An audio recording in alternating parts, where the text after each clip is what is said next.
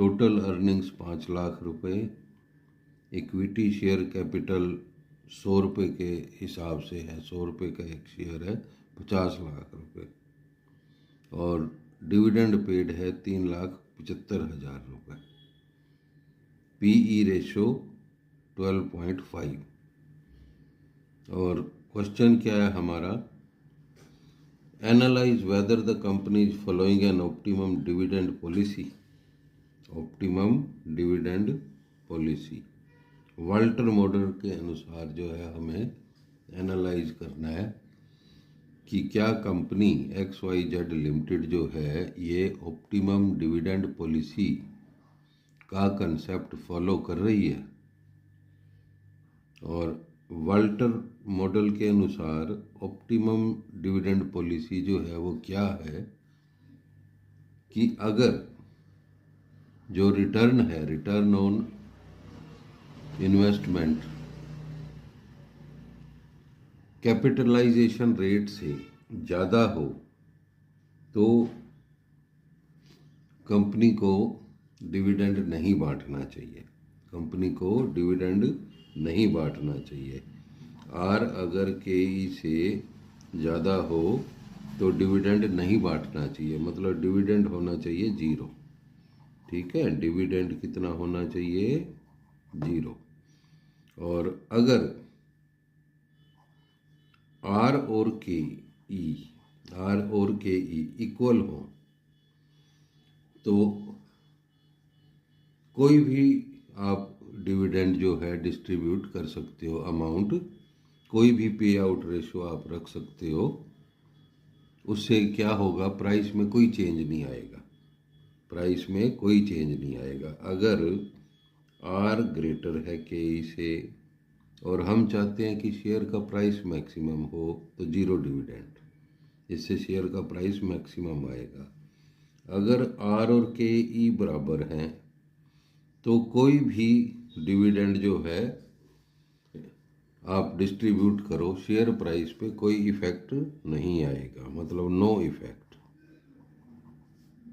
On share price.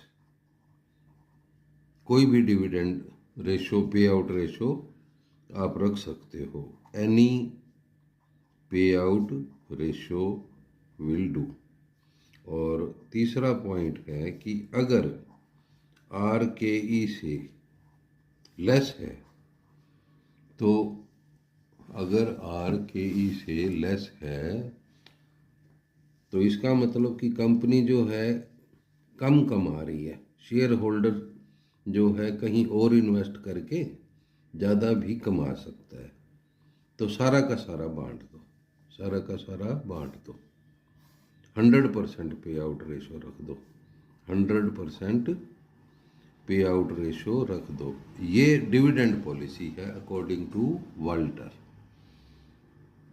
कि अगर company ज़्यादा कमा रही है तो उसे डिविडेंड 0 रेशो रखना चाहिए, 0 पे आउट रेशो। ठीक है, डिविडेंड जो है डिस्ट्रीब्यूट ही ना करो।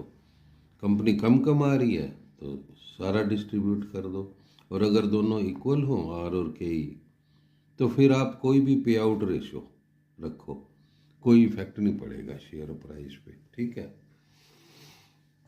और हमारा क्वेश्चन ये है कि हमें ये बताया हुआ है कि जो XYZ लिमिटेड है वो उसने डिस्ट्रीब्यूट किया डिविडेंड 3,75,000, 3,75,000, और ये अर्निंग भी दी हुई है। तो क्या ये फॉलो कर रही है डिविडेंड पॉलिसी? तो इसके लिए हमें क्या देखना पड़ेगा, आर और KE का आपस में क्या रिलेशन है, आर और KE का क्या रिलेशन है। तो आइए पहले आर निकालते हैं।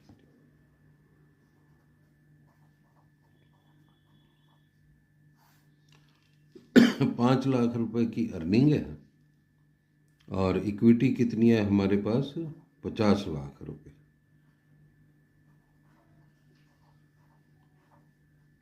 50,00,000 पर ₹5,00,000 अर्निंग, तो रिटर्न कितनी हो गई,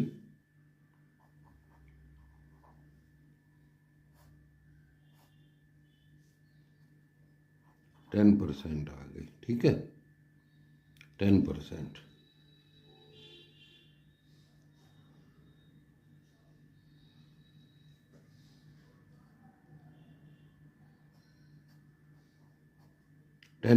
रिटर्न है। और दूसरी चीज के ई हम निकाल सकते हैं पीई रेशो से। के E is equal to 1/PE, 1/PE। तो पीई कितना है 12.5 टाइम्स, 12.5 टाइम्स।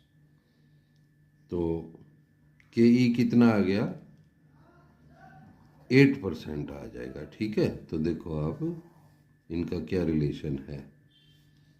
आर जो है के ई से ज़्यादा है, आर के ई से ज़्यादा है, इसलिए कंपनी को डिविडेंड डिस्ट्रीब्यूट नहीं करना चाहिए।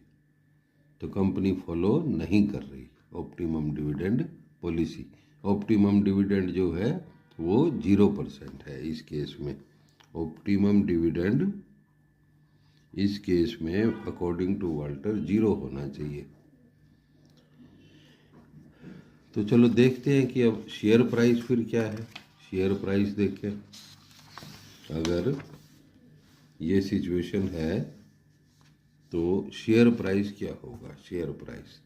और शेयर प्राइस जो है अकॉर्डिंग टू वाल्टर मॉडल क्या होता है, D plus E minus D R bye के ई होल डिवाइडेड बाय के ई।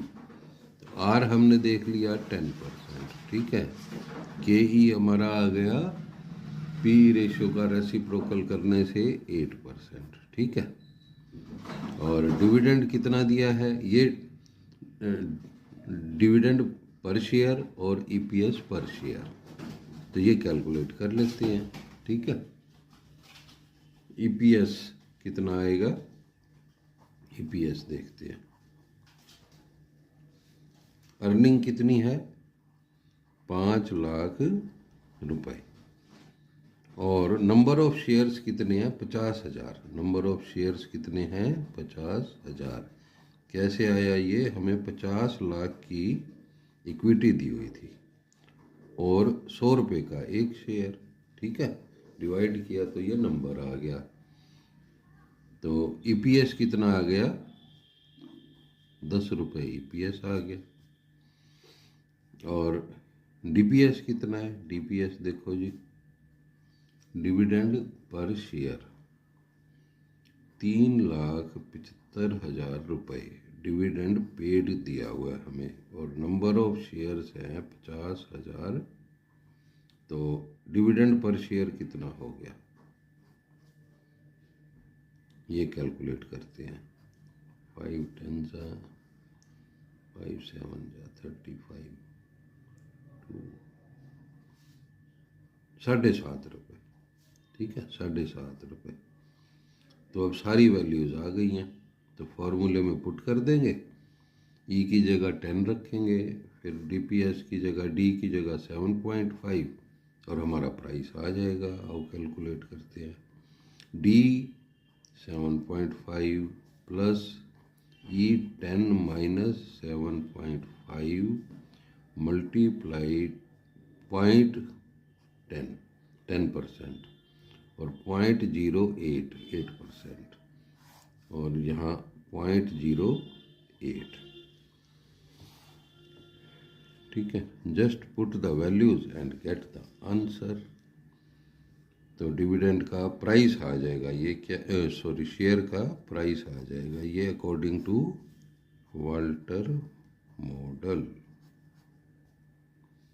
7.5 प्लस 2.5 मल्टीप्लाई 2 इसको 1.25 से करें मल्टीप्लाई, और इसको डिवाइड कर दें 8% से, बस ये हमारा आंसर आ जाएगा, ठीक है। इसको अपना कैलकुलेट कर लो।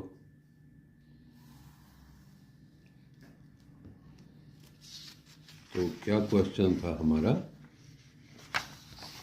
हमारा क्वेश्चन ये था कि XYZ लिमिटेड नाम की एक कंपनी है, इसकी टोटल अर्निंग्स जो है for the year 5 lakh rupees है, equity share capital 50 lakh rupees है at the rate of ₹100 each share.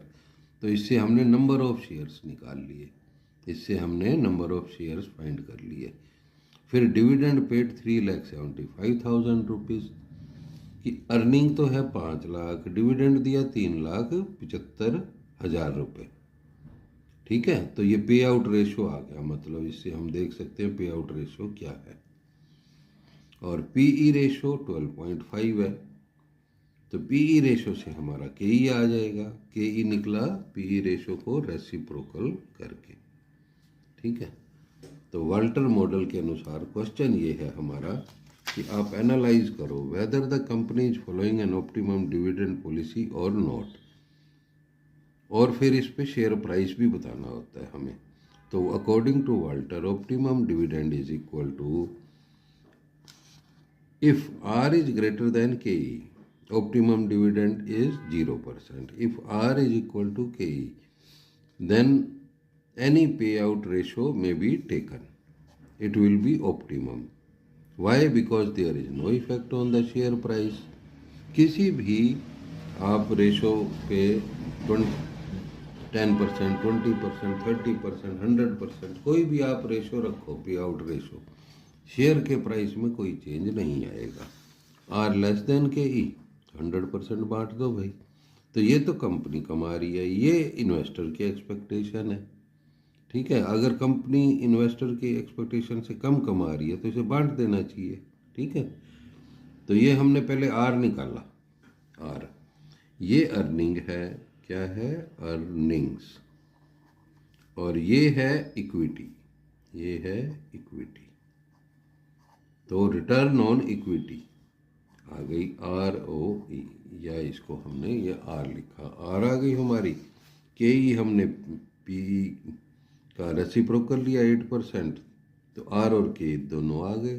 तो इसमें देख लेंगे हम, इस यहाँ फिट आया तो 0% है डिविडेंड पॉलिसी, लेकिन कंपनी का तो पे आउट रेशो जो है 0 नहीं है, तो पे आउट रेशो भी निकालते हैं। चलो, पे आउट रेशो क्या है 375, पे आउट कितना है 3,75,000, और अर्निंग कितनी है 5 लाख रुपए, इससे पे आउट रेशो निकल जाएगा।